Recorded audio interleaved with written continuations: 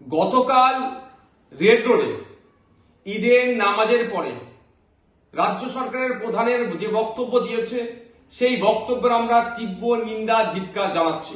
Indian secular front ইতিমধ্যে press statement দিয়েছে যে এই বক্তব্য কোনোভাবেই মেনে নেওয়া যায় না। ঈদের নামাজের অনুষ্ঠানটা একটা ধর্মীয় অনুষ্ঠান, সেই ধর্মীয় অনুষ্ঠানের মঞ্চকে যেভাবে রাজনৈতিক মঞ্চে পরিণত করেছে এটা গণতন্ত্রের জন্য স্বাস্থ্যকর নয়, এর আমরা বিরোধিতা করছি।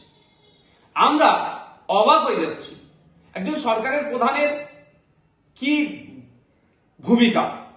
একজন সরকারের প্রধানের উচিত যে কোনো ধর্মীয় অনুষ্ঠানে তিনি যাচ্ছেন, সেখানে আমি বিরোধিতা করছি না, কিন্তু শান্তি সম্প্রীতি ঐক্যের কথা বলবেন। সেখানে কি শান্তি সম্প্রীতি ঐক্যটাকে সামনে রেখে যেভাবে তার দলের প্রচার করানো হলো বা মানুষের মধ্যে আতঙ্ক তৈরি করা হলো, মানুষের মধ্যে বিভাজন তৈরি করা হলো, এর আমরা তীব্র বিরোধিতা করছি। যে এটা তো অ্যাডমিনিস্ট্রেটিভ মিটিং নয়, যে কথাগুলো বলছেন সেটা তো অ্যাডমিনিস্ট্রেটিভ মিটিং এ বলা দরকার। পুলিশের সামনে সিভিল ডিফেন্সে যারা আছেন, অফিসার যারা আছেন, তাদেরকে নির্দেশনা দেওয়া দরকার যে দাঙ্গা করতে আসলে তাকে ছেড়ে কথা বলা হবে না। প্রশাসন তোমাদেরকে বলছি, তোমরা একটাও ছাড়বে না। কিন্তু আমরা কি দেখছি, বিভিন্ন সময় গরু ছাগল চোর ধরা পড়ে গিয়েছে, আইপিএসরা বসে স্টেটমেন্ট দিচ্ছেন, ভালো কথা যে অমুক চোর অমুক ধরা পড়েছে, কিন্তু বিভিন্ন ক্ষেত্রে দেখছি যারা ফেক অ্যাকাউন্ট বানিয়ে ভিন্ন দেশের ভিডিও ছেড়ে পশ্চিমবাংলায় হিন্দু মুসলমানের মধ্যে যে সম্প্রীতি ঐক্য বিনষ্ট করার চেষ্টা করছে, ভিডিওটা ফেক বলে আবার কোন পুলিশ ডিস্ট্রিক্টের ফেসবুক পেজ থেকে, সোশ্যাল পেজ থেকে ছাড়া হচ্ছে, কিন্তু যে ভিডিওটা পোস্ট করলো তার বিরুদ্ধে অ্যাকশন নিয়েছে কি নেয়নি, তার বিরুদ্ধে কেস হয়েছে কি হয়নি, তার ডিটেলস কেন ফেসবুকে আপলোড হচ্ছে না বা সোশ্যাল সাইটে আপলোড হচ্ছে না। একটা দেখছিলাম মালদা জেলায় একটা ঘটনাকে কেন্দ্র করে সেখানে নাকি সমস্ত হিন্দুদের নামে মামলা দিয়েছে বলে একটা কাগজ ঘুরছে, সেটাও আবার মালদা জেলা পুলিশের পক্ষ থেকে ফেক বলে বলা হয়েছে। কিন্তু যে এই লিস্টটা সার্কুলেট করছে তার বিরুদ্ধে কি ব্যবস্থা নিয়েছে ওই মালদা জেলা পুলিশ কিন্তু একবারের জন্য বললেন না। এগুলো হচ্ছে আপনার অ্যাডমিনিস্ট্রেটিভ মিটিং এ বলিষ্ঠ কণ্ঠে রাজ্য সরকারের প্রধানকে বলা দরকার, তা না করে এখানে এসে মুসলিম সমাজের মানুষের কাছে রেডিমেড মঞ্চ, লক্ষাধিক মানুষ আছে, সেখানে এসে ধর্মীয় মঞ্চকে রাজনৈতিক মঞ্চ পরিণত করে এই ধরনের বলছে। আমরা এর বিরোধিতা করছি। আর এরা কোনোদিন চায় না যে সংখ্যালঘু সমাজের মানুষরা বৃহত্তর সমাজের মানুষের সাথে সুশৃঙ্খল ভাবে জীবনযাপন করুক। এদেরকে সবসময় ক্যাপটিভ ভোট ব্যাংক হিসেবে রাখার চেষ্টা হচ্ছে। এই ক্যাপটিভ ভোট ব্যাংক হিসেবে রাখার জন্য এই ধরনের করছে, ভালনারেবল তৈরি করছে। বৃহত্তর স্বার্থে এদেরকে ব্যবহার করা হচ্ছে না, এদেরকে শুধু ক্ষুদ্র স্বার্থে ভোট ব্যাংক হিসেবে, আবার ক্যাপটিভ ভোট ব্যাংক হিসেবে এদেরকে রেখা দেওয়ার চেষ্টা হচ্ছে। গতকালকে যে বক্তব্য দিয়েছে, এই বক্তব্য দ্বারাই সামাজিকভাবে দুটো সম্প্রদায়ের মধ্যে বিশাল বিচ্ছেদ আমার মনে হয় তৈরি করার অপচেষ্টা চললো। হিন্দু সমাজ মুসলিম সমাজের মানুষের মধ্যে একটা দূরত্ব তৈরি করার অপচেষ্টা হলো। কেন এই ধরনের বক্তব্য হবে?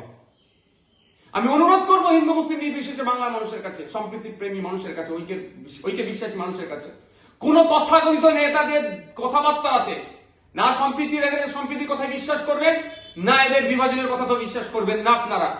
আমরা বাংলা কাজী নজরুল ইসলামের বাংলা, এই বাংলা রবীন্দ্রনাথ ঠাকুরের বাংলা, এই বাংলা জীবনানন্দ দাশের বাংলা, এই বাংলা পণ্ডিত রঘুনাথ মুর্মুর বাংলা, এই বাংলা হরিচাঁদ ঠাকুরের বাংলা, এই বাংলা ফুরফুরা আবু বকর সিদ্দিকের বাংলা, এই বাংলা বিনয় বাদল দীনেশের বাংলা।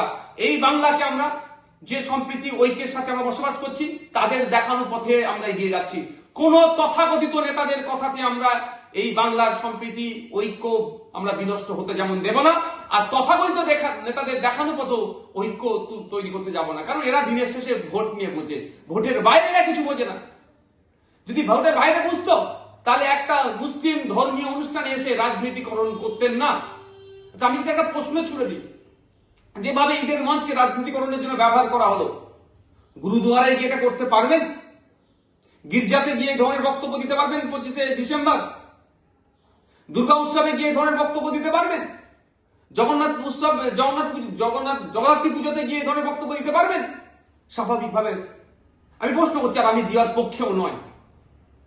শুধুমাত্র দিনের শেষে পলিটিক্যাল টুল হিসাবে সংখ্যালঘু মাইনরিটিদেরকে ব্যবহার করা হচ্ছে, আর সংখ্যাগুরুদের কাছে সামাজিকভাবে মাইনরিটিদেরকে একটা মাইনরিটিদের বিরুদ্ধে একটা অস্পৃশ্যতা তৈরি করার নেগেটিভ তৈরি করা হচ্ছে, মাইনরিটিদেরকে ঠেলে দেওয়ার একটা অপচেষ্টা চলছে, দূরে ঠেলে দেওয়ার অপচেষ্টা চলছে।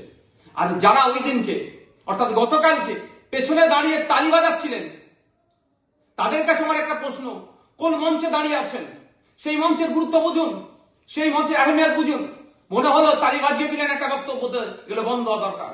সর্বোপরি খেলাফত কমিটির উদ্দেশ্যে আমার বার্তা, যে আপনারা বুঝে শুনে মঞ্চে কাদের তুলবেন, কিভাবে তুলবেন, সেটা অবশ্যই খেলাফত কমিটির এখতিয়ারের মধ্যে পড়ছে। খেলাফত কমিটি কিন্তু পশ্চিমবাংলার মুসলমানের বাইরে নয়, পশ্চিমবাংলার মুসলমানের আবেগ জড়িয়ে আছে খেলাফত কমিটির সাথে। তো সুতরাং খেলাফত কমিটি যেন মুসলমানদের আবেগের বাইরে না কোনো কাজ করে ফেলে। আগামী দিনে মঞ্চে কে উঠবে না উঠবে অবশ্যই ডিসাইড করবে খেলাফত কমিটি, কিন্তু বক্তব্য ধর্মীয় অনুষ্ঠানে এসে কি বক্তব্য হবে সেটাও কিন্তু খেলাফত কমিটিকে যারা বক্তব্য দেন তাদেরকে একবার যেন নক করে দেয়। কারণ গ্রহণযোগ্যতা যেটা আছে সেটা না নষ্ট করে। 100 বার আসবেন সরকারের প্রধান, যে কোনো ধর্ম অনুষ্ঠানে যান তিনি, তাকে আমরা আশা থেকে আমি বিরত করার বিষয়ে আমি বিতর্কে জড়াবো না, কিন্তু এসে ধর্মীয় অনুষ্ঠানটাকে ধর্মীয় ভাবে করা হয়, আপনার রাখা হয়, তার ব্যবস্থা করবে। আমি সর্বোপরি আবারও বলছি, গতকাল মুসলিম ধর্মের পবিত্র ঈদ, 1 মাস রোজা, 1 মাস সিয়াম উপবাস, নির্জলা উপবাস থাকার পরে মানুষজন তারা ঈদ পালন করছে, সেই মঞ্চকে যেভাবে রাজনীতিকরণ হচ্ছে তার আমরা তীব্র নিন্দা ধিক্কার জানাচ্ছি। আশা করব আগামী দিনে এই ধরনের ধর্মীয় অনুষ্ঠানগুলোকে কোনোভাবেই রাজনীতিকরণ না করে। বিজেপিকে তো অক্সিজেন দেওয়া হচ্ছে, যেভাবে বিজেপিকে বাংলাতে বিরোধী আসনে তুলে নিয়ে এসছে, আরো বেশি অক্সিজেন দেওয়া হচ্ছে। বিজেপি হিন্দু ধর্মের অনেক ধর্মীয় উৎসবগুলোকে তারা অস্ত্র হিসেবে কাজে লাগায় তাদের ভোট ব্যাংকে, সেই ক্যাপটিভ ভোট ব্যাংক হিসেবে রাখার জন্য, কাছে নিয়ে আসার জন্য। আর তৃণমূল সেই কাজে অক্সিজেন দিয়ে দিল গতকালকে। এগুলো বন্ধ হওয়া দরকার। মানুষের রুজি রুটি নিয়ে প্রশ্ন আসছে না, যদি ওখানে গিয়ে অন্তত কথা বলতেন যে ওবিসি সমস্যাটা আমি দ্রুত সমাধান করব, সার্ভে করে সমাধান করে দেবো, একটা 3 মাসের মধ্যে 2 মাসের মধ্যে একটা টাইম দিতেন না। ওখানে হিন্দু মুসলমান নির্বিশেষে সামাজিক বার্তা যেত। যদি ওখানে বলতো যে 10 লক্ষ কম বেশি ছেলে মেয়ে বিএড পাস করে বসে আছে, আমি এত টাইমের মধ্যে তাদেরকে পরীক্ষা এসএসসি দেবো, নিয়ে তাদেরকে ভাইবা নিয়ে এত টাইমের মধ্যে স্কুলে পৌঁছে দেবো, টিচার হবে। যদি ওখানে বলতো 2022-এ টেট পাস করে বসে আছে, তাদেরকে ভাইবা নিয়ে তাদেরকে প্রাইমারিতে পাঠাবো। যদি বলতো ওখানে পুলিশের যে সাব ইন্সপেক্টর থেকে শুরু করে যে পরীক্ষার প্রায় 1.5 লক্ষ শূন্য পদ আছে, দ্রুত পূরণ করব, তাহলে একটা সামাজিক বার্তা যেত। সেই সব না করে মুসলমানদেরকে ভয় দেখানো হলো, আর বিজেপির হাতে অস্ত্র তুলে দেওয়া হলো। মুসলমান এখন আটকাবে, ও ভোট দেবে মুসলমান, ক্ষমতায় নিয়ে আসবে মুসলমান, আর শুভেন্দু বাবু, সুকান্ত বাবু, আপনার দিলীপ ঘোষ বাবুরা প্রতিনিয়ত মুসলমানদেরকে গালাগালি করবে, মাদ্রাসা নিয়ে বাজে মন্তব্য করবে, তাদের বিরুদ্ধেও প্রতিবাদ করতে হবে সেই মুসলমানকে। তাহলে আপনাকে ভোট দেওয়ার মানে কি হলো? আপনার দলকে ভোট দেওয়ার মানে কি হলো? এগুলো বন্ধ করুন। হিন্দু মুসলমান নির্বিশেষে বাংলার মানুষকে শান্তিতে থাকতে দিন। বাংলার গ্রামীণ মানুষের মাসিক খরচের গড় আয় 3600 কোটি টাকা। কেন এত কম খরচ করছে? হাতে টাকা নেই। কিভাবে হাতে টাকা আসবে, কিভাবে রুজি রুটি বাড়বে, তার কথা যদি ওখানে গিয়ে ঈদের মঞ্চে বলতেন না, সংখ্যালঘু থেকে সংখ্যাগুরু সবাই আপনাকে বাহবা দিত। এই নওশাদ সিদ্দিকীও প্রয়োজনে আপনাকে বাহবা দিত। কিন্তু দুর্ভাগ্যের বিষয়, যেখানে আপনার সিকিমে, আমাদের পার্শ্ববর্তী রাজ্য, আমাদের বন্ধু রাজ্যের পার্শ্ববর্তী রাজ্য, যেখানে মাস গেলে প্রায় 10,000 টাকা তারা খরচ করছে পরিবার পিছু গ্রামীণ এলাকাতে, আর আমাদের পশ্চিমবাংলা গ্রামীণ এরিয়া যেখানে প্রায় 70% মানুষ বসবাস করে, পরিবার পিছু মাত্র 3600 কোটি টাকা খরচ করছে। কেন? এটা সমাধানের জন্য, কৃষকদের মাসিক গড় আয় বাড়ার জন্য। দুটো কথা বললেন না তো। এগুলো আশা করছি আগামী দিনে আপনি পজিটিভ কথা বলবেন। তৃণমূল কংগ্রেস বিজেপিকে কোনো অংশে এই ধরনের কথা বলে যেভাবে বাজার গরম করতে চাচ্ছে, যে বিজেপির হাতে অস্ত্র তুলে দিতে চাচ্ছে, সেটাও বন্ধ করতে হবে। বাংলার মানুষকে দায়িত্ব নিয়ে।